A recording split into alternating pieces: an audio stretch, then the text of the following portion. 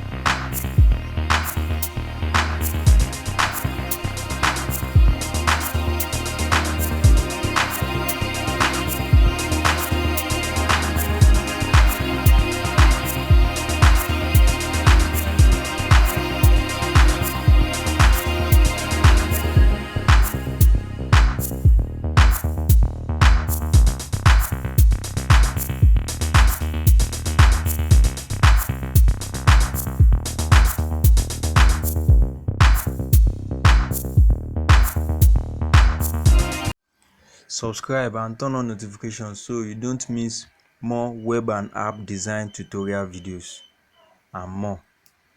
Check out this playlist of my top 10 GlassMorphism tutorials and I will see you in the next video. Take care.